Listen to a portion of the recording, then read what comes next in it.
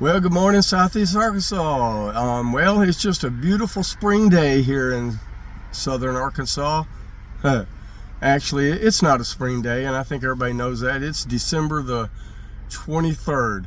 It's the day before Christmas Eve, and when I look at the thermometer in my car, it's almost 70 degrees, and it's about 7:30 in the morning. So it's going to be warm this afternoon, so we'll call it a spring day, and I think we can probably say that the chances of a white Christmas this year are close to zero.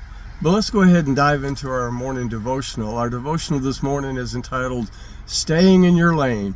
And our verse this morning is from the prayer that Zacharias prayed after the birth of his son, John the Baptist. And it's from Luke chapter 1, verses 76 through 78.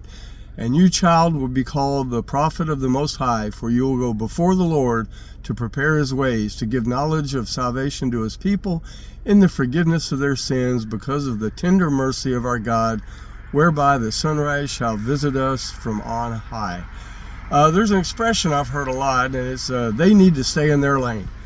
That phrase has both some literal and metaphorical applications. When you drive a car on the road, you should stay in your lane.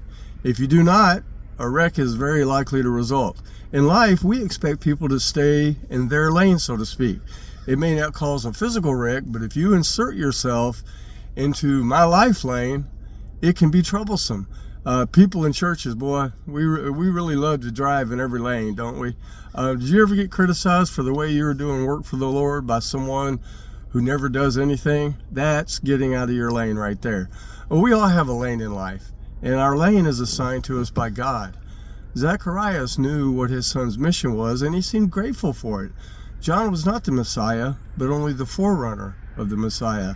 That must have been tough on John, as he grew into an adult, because, John was something of a spiritual rock star of the time, you might say. People flocked to him from miles and miles and miles around for baptism.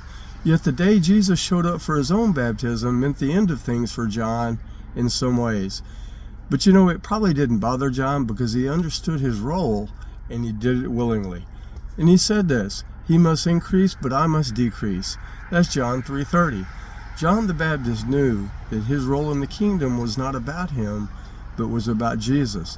Despite his notability and his fame, he never stepped out of bounds. He stayed in his lane. Ultimately, he gave his very life, leaving the picture for us as our Lord rose in prominence. Friends, we need to remember that also. Today, famous preachers and personalities are a dime a dozen, and many of them are very full of themselves. Sometimes Jesus is completely missing from the words that they speak, but we can fall into the same trap. Some teach, some sing, some preach, and others do things that tend to thrust them into the limelight. That may be their lane. But where we drive in this life is between God and them. Where they drive in life is between God and them. And where we drive in life, both of these are between that person and God. And it's not between us and them. And it's not between you and them. So our lesson from this devotional today is that John never forgot his place. And we need to remember our place as well. Have a blessed day in the Lord.